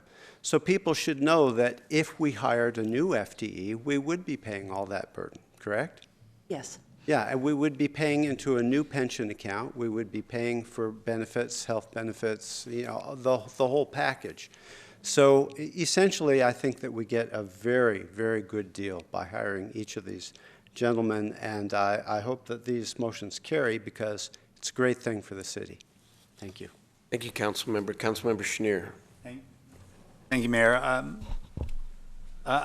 First of all, I agree with Mr. Harris, but I want to take a slightly different track. I mean, we're at a critical juncture in the city, and we need folks with great experience who are smart and know the landscape. I've had the opportunity to serve on the SACOG board for the last number of years, but more importantly, worked with Mr. McKeever quite a bit in my role as chair of regional transit, and really came to rely on his advice and counsel as we have, I think, now turned around an organization. his mentorship, both of myself and I think working with Henry Lee, our new general manager at RT, have been really incredibly important. As I said, we're at a critical juncture in the city. We need the very, very best people in this region who know the region and can come in and help. And so I am very much in favor of this. I'll give my 2 cents on Jerry Way. He's just a guy who gets stuff done. Next, that's a I separate understand he's done. He's next. I'm just going to say really quickly so I don't have to go back again. It's also a great addition. His experience will be incredibly helpful both to our interim city manager and to the city itself. And so I'm happy to move item 13. Very good, thank you. We'll take that motion, but we have Councilmember Hanson up next. Thank you, Mr. Mayor. Just a couple things. First, you know, I think Mr. Harris was trying to talk you out of taking the job, Mike, by talking about how little you're paid. Nancy, thank you for sharing him with us for this period of time. I know it's not probably what you had aspired to, but Mike is really wonderful at what he does, and I think that the point the mayor made earlier about turnover, you know, not only have we seen a council transition over the last 6 years, our 2 longest-serving council members, Member Ashby and Chenier, were elected and sworn in 2010. And we have seen a huge amount of our institutional knowledge retire, move on, do other great things. And I think it's important that we bring to bear experience, and whether it's in Mike or Jerry, I think that we can't go wrong. But also I think it's the prerogative of both our mayor and city manager to choose people who can help them accomplish their jobs. And it would be a bad thing for our council to decide against supporting them in making the decisions that are right for them. But also, I have the pleasure of wanting to thank you, Melissa, for your work at HR. Since you became director, we've seen a dramatic improvement in HR as a department, and I think it's thanks to your leadership, the work of the city manager's office and your staff. But it was one of those places where we've known that we needed to have change, and you've brought change. So on behalf of myself and hopefully the council, I'm sure they're as excited. Thank you. Thank you. Thank you very much. Councilmember Carr. Because we're all in agreement, but I received a number of letters on this issue, and I think it's necessary to explain why I'm supporting this. I've been on the council for 2 years. Since I took this chair, we've had 1 new council member. We're happy to have him. We have a new city manager. We had a new mayor. We have a new treasurer. We have a new Parks Department director. We have a new Public Works director, and we have a new police chief. In my estimation, we are desperate for experience and people who know the city and to stabilize the leadership of the city. And the 2 gentlemen that we are talking about will help us do that. It would be malfeasance on our part not to stabilize the leadership of the city. That's why I'm supporting this. Thank you very much, Councilmember Carr. We do have 1 member of the public, and I know I took the council members before the public on this one, you know, getting it right here. Mr. Worthy.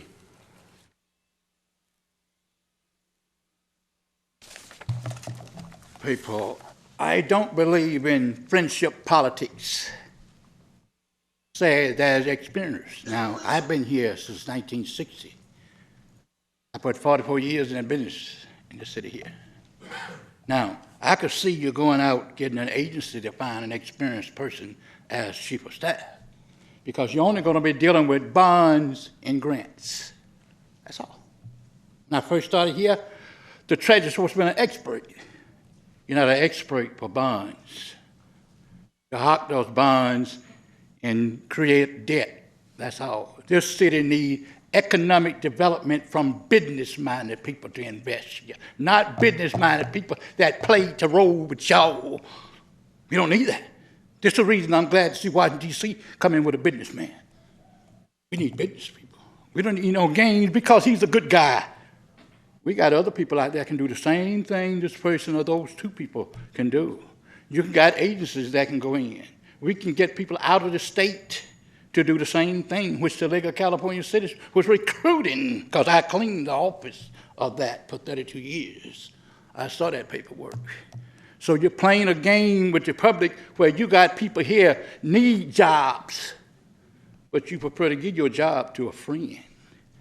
That's politics, the scum of the earth. We need, you speak of ethics. If a man can't respect the other one's audacity of individual, We don't, I'm go. sorry, I want to be clear about something in my very first meeting here. I welcome you to come to speak on any item you want, but we're not going to refer to members of this council or members of the public as scum of the earth or other such language here. We're gonna treat each other civilly, we're gonna talk civilly, that's the way we're gonna conduct our business. So please, you got 20 more seconds. I think it's civilly, but it's true. People, I'm under freedom of speech of the United States government, not the city of Sacramento. I understand. And I have freedom to say what on my mind in these meetings and quit lying to the people. So wake up, people. Thank you very much, sir. Appreciate most of your testimony. Here we go. Anybody else? Is there a motion on this item? Councilmember Chenier, seconded by Councilmember Hanson. All in favor, please say aye. Aye. Opposed? Abstain? The motion passes. Mr. McKeever, we'll see you at 6 a.m. in the office tomorrow. Thank you. Congratulations, Mike, and thank you. And thank you, Nancy. Sorry, Nancy. Very much. Excellent. Let's move to the related item, which is item 14, the temporary assistant to the city manager. Go ahead, please. Okay, so again, the 180-day waiting period applies for Mr. Way. He retired in October of 2016 from the city of Sacramento as the Public Works Director. Right now, the city manager's office is in has a lot of, like you said, change and turnover because we have an interim city manager who used to be the assistant city manager, and we have an interim assistant city manager who is the assistant to the city manager. So bringing Mr. Way in as the interim assistant to the city manager actually will help provide some stability while we go through the process of recruiting for a new city manager. Mr. Way, the maximum of this position is $10,043.31 a month, or the hourly equivalent of $57.94. I'm sorry, $86.91. Mr. Way will be paid at the $86.91. The maximum hours that could be worked under this limited term position is 960 hours per fiscal year, as with any retired annuitant.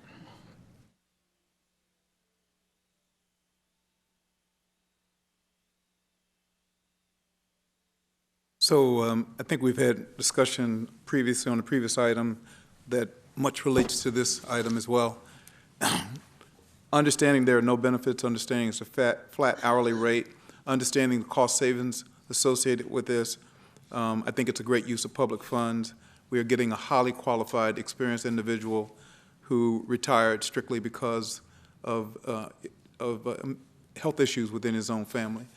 To be able to get him back and to be an asset to our interim city manager and to this council and to the entire city is the asset that we've had for the number of years that he served us before his retirement. I'd like to move the item and call for the vote. Second. Moved by Vice Mayor Jennings and second by Councilmember Harris, I believe. And we do have a comment from Councilmember Ashby. Thank you. Just really quick, Melissa and Shirley, believe my staff found a substantive mistake in Jerry Way's contract on item 11, and I believe this is probably because you have two of these, and I'm guessing that Mr. McKeever's was done first. But on item 11, you refer to the supervising body as the mayor as opposed to the city manager for Mr. Way's support services and equipment. Okay. Wrong mayor, come on.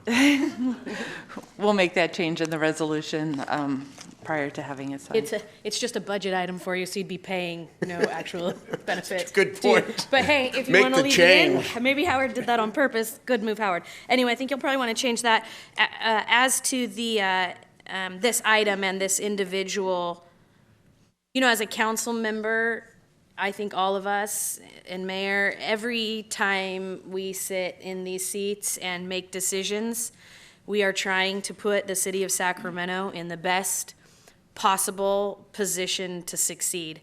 There is no doubt in my mind that having Jerry Way on our team puts us in a better position to succeed. So I'm more than happy to support the motion tonight, too.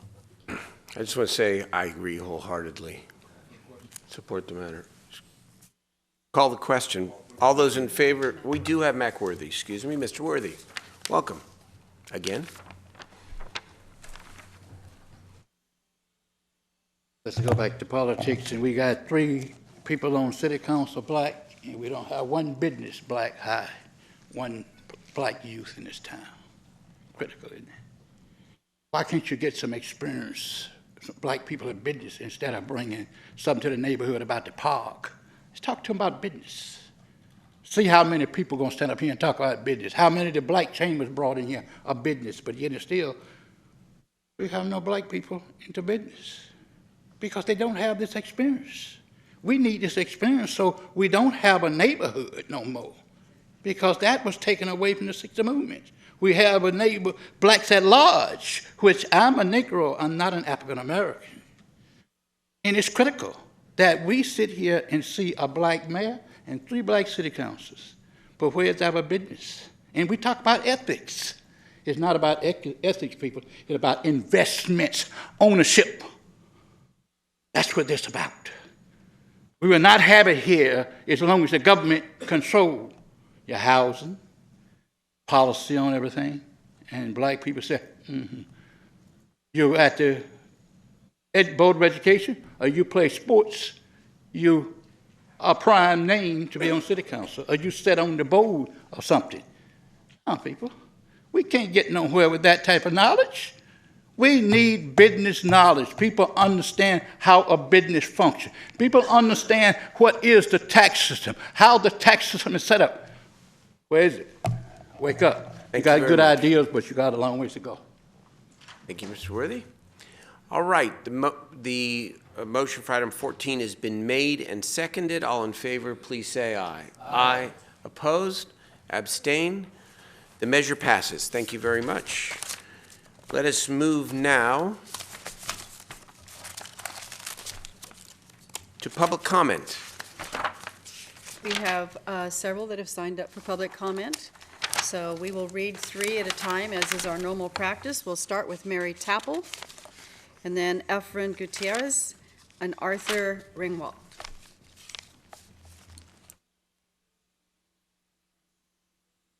Didn't anticipate how efficiently you're moving. That's really good. But congratulations again, Mayor Steinberg. Thank you so much for being willing to serve as our mayor. Thank you. And have belated Happy New Year to everyone. And I'm here again to talk about safety and fairness on the Lower American River Parkway, in particular along our Discovery Park area and the Camp Pollock area and the city's Two Rivers Trail. That's from Discovery Park through Tiscornia Park to upstream to the Highway 160 or the 12th Street Bridge. This area has come under a lot of problems with illegal campers bringing in huge amounts of garbage, and lately it's turned into even in periods of time where it's not high water. I understand now people are being having to be warned to move up again, the illegal campers, because there's having to be big releases from Folsom Reservoir to prepare for the huge precipitation coming this weekend. I understand now Discovery Park is closed. I understand why it's closed. But there is still some garbage there that's on very high ground. It still needs to be hauled out, and garbage will regularly need to be removed even after we get back to our regular year when there's not immediate floods threatening in the Lower American River Parkway, causing the closure of Discovery Park.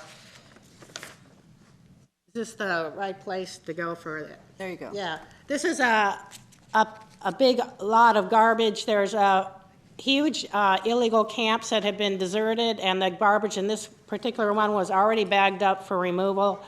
And the second step, the removal of it, never happened. It's now been unbagged again, and it's scattered all over the place. And this is right off the access road that leads into Camp Pollock. And this is an area managed by the County of Sacramento, but all of this garbage in the Lower Parkway is really harming an awful lot of residents of the city of Sacramento. So please, help us out here. Help us all out. Thank you. Good testimony, appreciate it. Thank you. Efren? Again, thank you. A couple things that were brought up to in the past that maybe, Darrell, we can kind of work on this time around. One of those things, first I would like to acknowledge, besides the League of Women Voters and Common Cause, there was a whole coalition of people that worked on this, and sometimes they don't always get the credit. You know how that goes. I thought everybody brought it. Yeah, so I would like to acknowledge those people, the Justice Reform Coalition, the Latino Democratic Club, LULAC, ECOS, and the Latino Social Work Network, which were also part of this coalition that many times don't always get the credit for their efforts in the community, you know. So I just make sure that they get noted. One of the things that was really missing for a lot of folks, and as we all spend all this money, obviously, we just finished building an arena, and now we're going to spend money on all these other commissions and so on. I think it's very important that we return money to public financing. Because as you know, every 2 years, the public who wishes to run many times is at a disadvantage. For those of you who weren't here, many of us worked to make sure that we got public financing in Sacramento. It was a fight. It was a battle. We got it. It's a shame that in the last administration, it seemed like it was missing. And I think that's very wrong. If you want a democratic process to work, you need to be fair and open to everybody, not just when you want to, but all the time, okay? So I asked that. Also, one of the things that was asked is, and I want to thank Darrell, Mr. Chan, and our police chief, to-be, I guess, the way things are going, that when you came out to the Latino Roundtable, thank you. Thank you for acknowledging our community. Thank you for acknowledging that we are 27% of the population of this city. Many of those people voted for every one of you, okay? And what we asked the last administration, many a times, please, can we have these meetings translated into Spanish? Again, over a quarter of your population is Spanish, is Latino. Not all of us speak Spanish, I understand that, but a great portion of your constituents do, and it would be a nice democratic process if we at least let them know what you're doing. And then the other one is the deaf people. You know how some meetings, there's a person that stands on the side and kind of, you know, gives the signals. I think that might be a nice touch too if we could do that. You know, this makes Sacramento the city we really want it to be. Thank you. Even more inclusive. Thank you, sir. Okay, Arthur. Following Arthur is Mackworthy, Pastor Gainsborough, and Pearlie Barton. Yes, Mr. Welcome. Mayor, Mr. Mayor and City Council. Yes, I have noticed that you have been helping the homeless a little bit. I live down the street, 3 blocks down the street, where I met Mrs. Dell Steinberg on December the 11th. And no, Mrs. Steinberg is very concerned about the homeless, and there was a homeless person living right in front of Edgewater Apartments, which is, of course, about 3 blocks down the street. Her name is Jenny, and I don't know, I think she's Indo-Chinese, I don't know where from, but anyway, she was, something was wrong with her, and something was wrong with her mentally. And, okay, so what happened was, I was just happening outside the building on the 29th of December. I was walking out, that's a Thursday, I was walking down the street at 2 o'clock, and I saw some police officers come up, and they arrested Jenny. I have the names of the police officers if you want them, and they gave me the names. They wanted me to give the names and the numbers to the city council, so I have them here if you want them.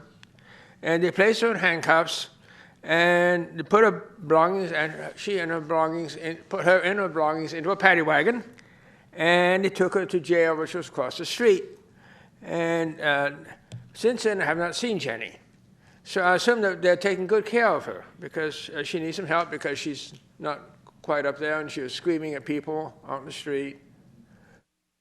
So anyway, I just want to say, I want to thank you for took good care of Jenny, because again, I haven't seen her since then.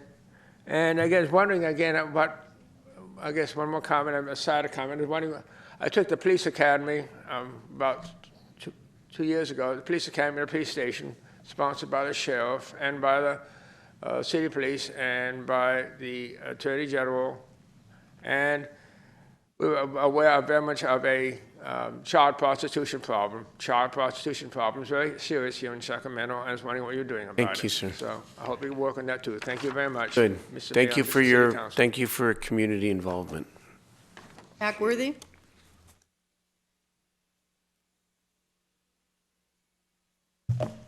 We have, the governor said he not gonna respect federal law here soon. I wonder where is the mayor? And if your governor don't respect federal law, how can you tell the public to respect commands from the police department? That's safe havens. How can you hide a fugitive and don't go to jail? You're not above the law. Hiring Holden from Washington, D.C. means nothing. He's a boy-in-law. So, when we get Cessna in from Alabama, you're going to see the change. And I agree with drain the swamp. All federal funds from gas tax to safe harbor must be set aside if you're not going to respect federal law. That's the Constitution. Where's black folks?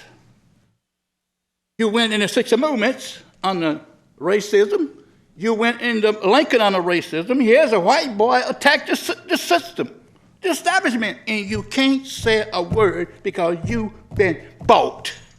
Here is the window to get economic independence, black folks. But they sit right here and don't say a word. Pitiful. NAACP Urban League can't help us. Who do they hire? Who is hired from your churches?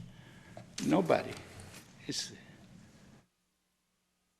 Donald Trump will open the window that we will be able to get funds. And I'm going to have a piece because I'm going to start at state level of Republicans to put it on and take that money from the state if you don't respect federal law, because this country united under vote, not under a governor saying I'm not going to respect federal law.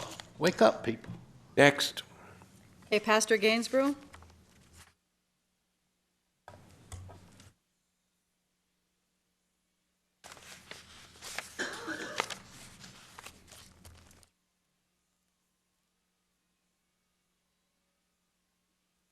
Welcome back, Pastor. Welcome. I am so glad you are where you are right there. And I'm glad for every person on this council. A lot of progress was made this last year toward the homeless. Sacramento steps forward, made some good progress, and raised their number of navigators to 20. Let's just put the picture up, face up. Picture of the vigil outside the ghost ship in Oakland. I'm concerned about Sacramento because the homeless crisis in California is statewide. We have almost 40 million people, over 10% of the U.S. population, but we have 20% of the homeless. There's an article that was in the Bee I'd like to distribute. Nell, if you could help me. It says California is in a homeless crisis. 40 or 50,000 in LA, 25,000 homeless in San Francisco, and way beyond the what they call the point and count of 2,500 here in Sacramento. But this last year, a lot of progress was made. One of those points that I just want to bring up for immediate attention is the pit stop that the council helped underwrite. Was a 6-month pilot program of a restroom. It ended on New Year's Eve. Coming back Tuesday, I believe. Or is it coming back? Yes. I will say praise the Lord and thank you everyone for bringing that back. 6,000 usages, 600 needles which was over 100 needles a month. But all of those who are out there on the front lines, including yourself, progress is being made. I just want to say that we really should research. This is a list of the top 25 continuum of care. from HUD listed Thank you. across the country. We came in as number Wrap up. we came in as number 17. I'd like to get a copy of this to you. But to research all of the effort, the aspects of ministry to help to the homeless, let's find out the best practices. Let's research that, and let's make Sacramento the shining light on the January 31st, as you may know, the City Council and the County Board of Supervisors are going to meet in joint session on this subject for the very first time, and it's going to be an action agenda. That would be wonderful. Thank you, Pastor. Let's move to the next speaker, God please. bless you. Okay, Pearlie Barton is next, and then Ralph Merletti, and then Lori Mendoza will be our last speaker.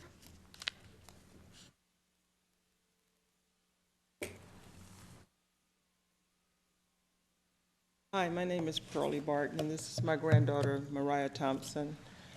I'm here on behalf of my grandchildren. I was watching the news, I think it was around Christmas, and I saw the brawl at the mall and the children. The police was, it seemed like they was racially profiling the young black kids. They put them out and they told them they couldn't come back without parental guidance. So my granddaughter, she's a Berkeley student. She worked here during the summer. What's the name of the program? Summer City Hall. Summer City Hall. Summer City Hall. City Hall. So she's a good young lady. My grandson, they go to Sac City, and my other young granddaughter. I don't want them to go to the mall and feel that they're going to be racially profiled. And I was just wondering, why are there so many children without, are there any jobs for the youth that are at the mall, that are some of them that are acting out? What can we do to help them, and what is being done to help them? Well, that is two-part questions. Well, that is a very important and large question. What I can tell you is that I know that this council is committed, and as your new mayor, I am very committed to a robust agenda that focuses on youth, and specifically youth employment. And in the coming weeks, this council will convene around that subject in depth. Because as we all say in different ways, it's wonderful that our economy is, we have this vision for a great downtown and a cosmopolitan city, but we will only achieve our mission if we connect that growth to our neighborhoods and the young people in our neighborhoods. And that's our commitment. Now it's up to us to back it up. I think all of my colleagues have spent their public lives backing it up, but it's up for us now as a new city council to back that up in an even more significant way, and we intend to do so. So keep coming to City Hall. What is your name again? Mariah. Mariah. And you're at Cal? Oh, Mariah Thompson. Sorry? Yeah, Mariah Thompson. And I go to UC Berkeley. You at Berkeley, what year? First year. First year? Go Bears. Okay. Thank you very much. One other question. Yeah. When does that law go into effect that they're going to have parental guidance? Because see, she's a good young lady, and my grandson and my other grandchildren. Well, she's over 18. But the other one isn't. My youngest granddaughter isn't. So why do they need parental guidance if they're not acting up? Well, Why this I can't know they has do been in something? the newspapers. We ought to at least have a discussion, some sort of report back, since we're talking about our city kids, about that decision and its constitutionality and whether the city has any role in discussing that. Mr. Sanchez? Mayor and council, we can put together a report for the council, and then from that, if council deems that there's some additional action that needs to be taken, we can take that. We'll address it. Not my grandkids. I'm concerned about all kids. There's too many kids roaming the streets without any guidance or an education or jobs. So I want to know what they're going to do about. You would agree the real answer is to provide alternatives to kids hanging out for too long at the mall. Okay. Okay? Thanks. I just want to say real quick, I don't know what you're doing this summer, but our applications for our returning youth on Summer at City Hall will be going out in a couple of weeks here. So you can call my office if you are looking for a summer job. Okay, thank you very much. We're going to move on. All right, next. thank you. Hey, Ralph. Then again, following Ralph is Lori. I have a couple items to display here. Welcome, sir. 2 minutes. Go ahead.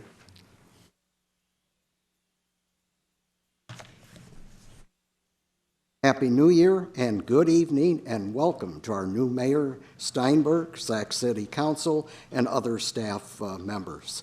I'm Ralph Merletti, and I've lived in the Fruit Ridge area of Sacramento County, surrounded on 3 sides by the city of Sacramento for 17 years, and I've run several times for public office. Now, last time I addressed public content here, I think it was around December 6th, I said that for Sacramento to be a world-class city, we need a world-class view from a public access tower, hotel, high-rise, or high-rise building, or whatever. I gave a list of major cities that have such a situation. Now here in the Sacramento area, when the north wind blows, maybe tomorrow, on a clear day, the snowy Sierra Nevada crest is visible, but it's a tough ticket for Sacramentans. With no horizon, a uniformly flat landscape, and tree canopy, we have a landscape that looks something like something back east. So I ask you, again, are you happy in a California without mountains? Raise your hand. I'm happy. Well, then, what? I mean, are you happy with without a mountain view? All right, then let's do something about it. Build it or designate it from existing structures or those under construction. And they will come. Sir, so please summarize. Now, after the December 6th meeting, I asked Council Member Vice Mayor Jennings about it, and he said it was a good idea, but how could we afford it? I say easy. Designate an existing top floor of a current building or something under construction, and perhaps include a restaurant with it for public observations. Thank you. Topic to be continued. Be continued. Thank you so much. Appreciate Okay, our your last testimony. speaker then is Lori Mendoza.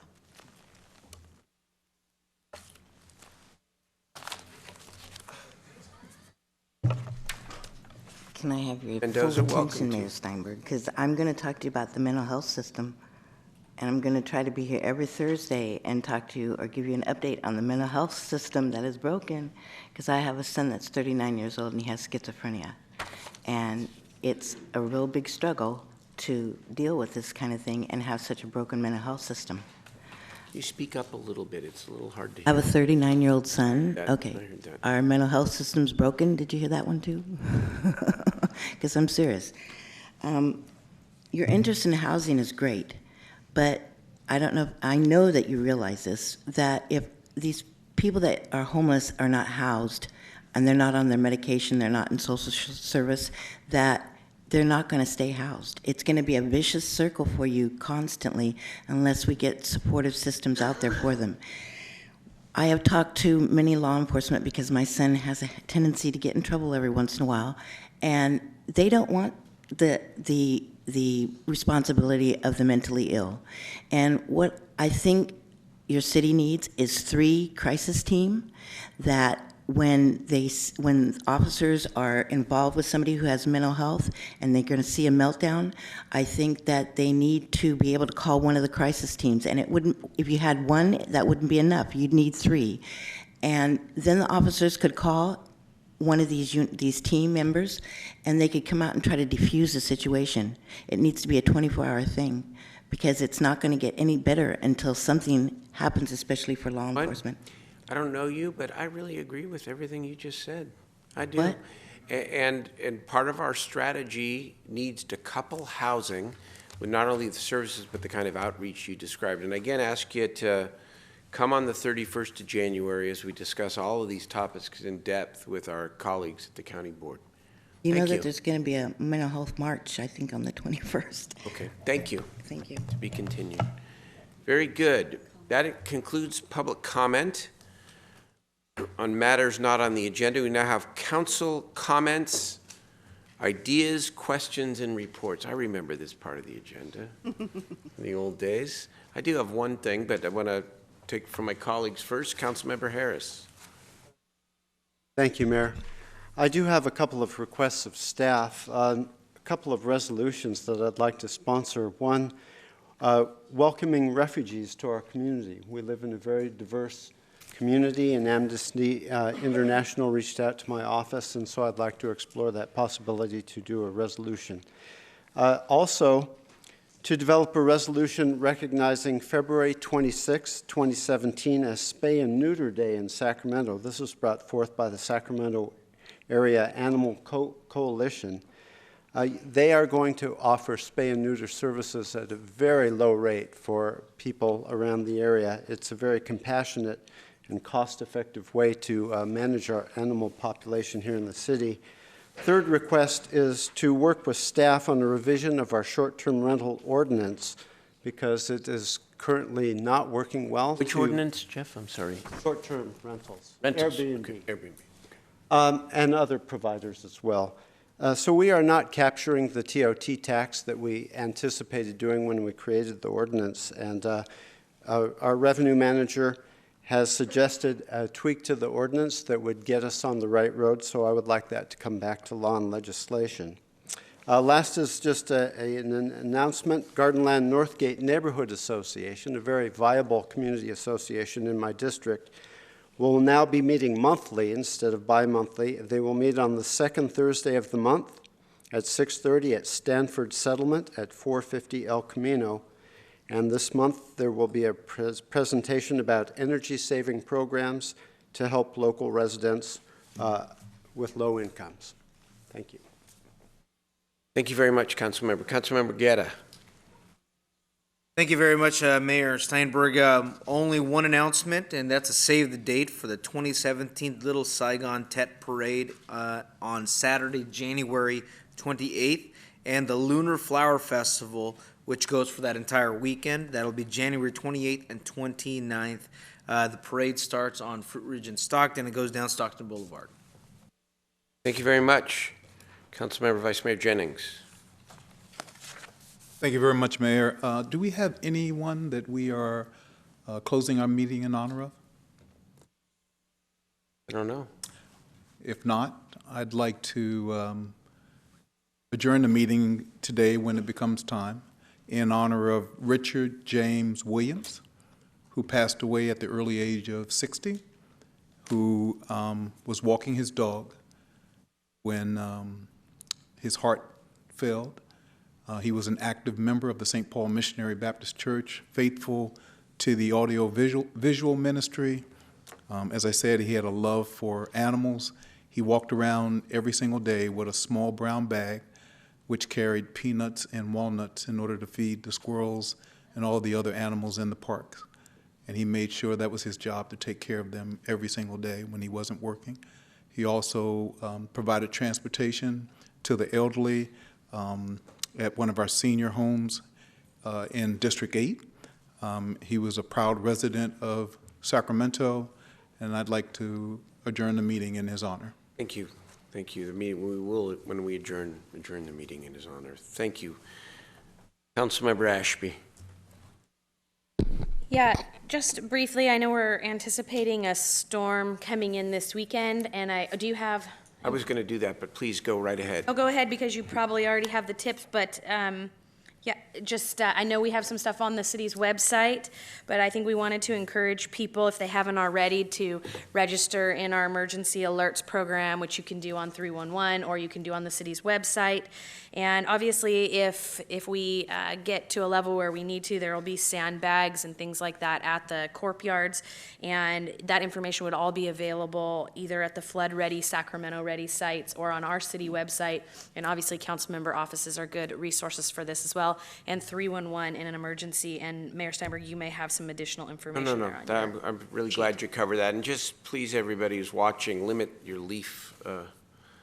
Clear the leaves away from the gutters. Clear the leaves away from the gutters. This storm is anticipated to be really severe, beginning on Saturday evening and through Monday. So let's all, be safe and be cautious. And a lot of people are tempted to go down and check out how high the river is. Every year that happens, every year there's a problem. So not a good time to visit the rivers, not a good time to go check that out. So Good. Thank you. Last item, let me turn it over to our city clerk to read the board and commission appointments, or at least to pass them out. Yes. So as is the practice every year, the first meeting of the year, the mayor has made the mayoral appointments for 2017, which are JPAs. So we will pass that around. This item will come back next week for ratification by the full council. So that will be up on the website, available to everyone as a regular agenda item for the 10th. In addition, we have an appointment to the Planning and Design Commission for District 8, Daryl Lucian. That Very good. Do we concludes- need to vote on that or not? No, it'll come back for ratification. It'll come back for ratification. Very good. 2 hours and 8 minutes. If there's nothing else to come before the city council, we're adjourned. Thank you.